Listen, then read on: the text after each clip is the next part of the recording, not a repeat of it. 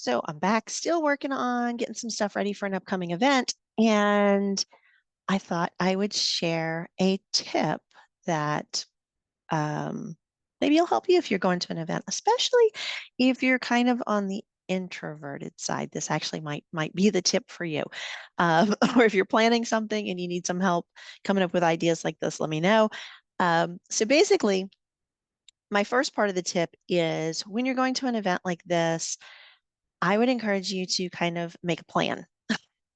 I know some people are just kind of like, oh, I get there and I'm not quite, I just kind of wing it. And that's fine if that's your way. Everybody has their own way. But I would suggest, I mean, oftentimes people kind of plan ahead a little bit. They look at the schedule, they maybe pick out some sessions they want to attend, things like that. But beyond that, there's some other things that you might want to think about sort of adding to your plan. So, part of going to these events for many people, even the introverts, is to meet new people and learn new ideas and things like that. So, it's really intimidating sometimes to just walk up and start talking to people. That's not easy. I don't I still have trouble with it a lot of times, and I'm one of the speakers at many of the events. So as long as I'm up speaking, that's different. But when you're just kind of doing that, walk up to a group or something, it's hard. So, what I have done in many occasions, and I actually have used this at a number of events that I've worked on, we created little cards. So I'll use a recent event as an example. I was looking to see if I could find a sample of the card, and I can't right this second, so we're going to wing this. But it was for the U.S. Distance Learning Association. I'm on the board there. I talk about that sometimes. Um, but the reason I'm mentioning it today is it is the USDLA, so 5 letters, which is kind of I think, a perfect number for this activity. So what I did at the conference and what I have done personally, just so you can kind of gamify this in your head without even telling anybody if you want to, or tell them and then get them in on the fun of it. I pick a word or like an acronym. In this case, it was USDLA.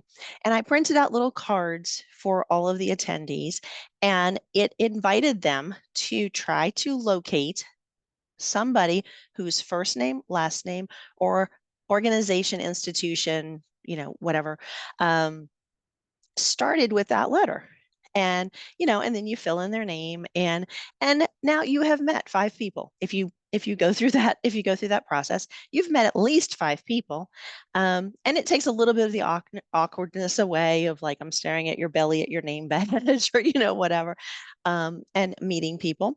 And it was a huge success the last couple of times I've run this at events. And like I said, I've encouraged people to do it just on their own as sort of a challenge at different events. I'm like, hey, see if you can find before you come to my sessions, like, see if you can find somebody whose name starts with these letters or something like that. So there's a lot of ways you could do this. But like I said, you have to be careful with the word, though. In our case, USDLA, that would not have been a good choice for some environments, but because you might have been a little tricky. But since USDLA is largely a lot of the people there I knew were going to be from higher ed, there was a pretty good chance you could find somebody from the University of fill in the blank. So the U was not a problem. But if you were using just a random word that was relevant to your topic, like, I've used learn. That one's pretty easy. It's got letters that you can usually work with pretty easily. But I wouldn't use generally something like explore. I know it's a few more letters, but the X might be a little tricky. Or if you have a word that has, like the conference I'm doing soon is in New Orleans. Like if I was going to try to use the word jazz or something, like that might be a little tricky because the Z is going to be a little less frequent in people's names and companies and things.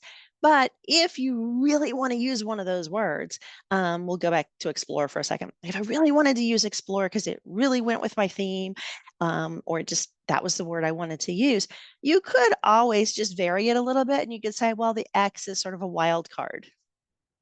You can fill in anybody's name in that block.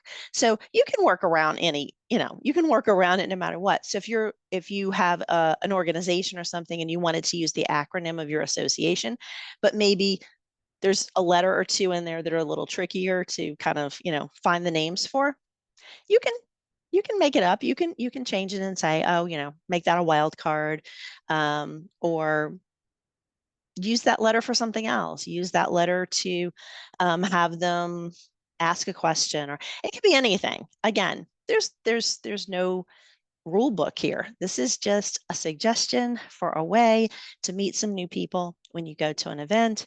But I would encourage you, if you're going to any sort of conference or anything like that, kind of set up a plan and say, I would like to meet two people who also work in this sector, or are interested in this particular topic I'm interested in, or something, so that you can start building some relationship, and you can have some people to stay in touch with after the conference is over. Because so often we meet a bunch of people, we say we're going to follow up, and unfortunately we go back to like real life and we don't always follow up. So just encourage you to think about that and try it out. And if you use it at an event or you try it out, let me know how it worked for you.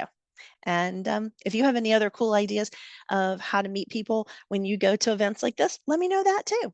So see you next time.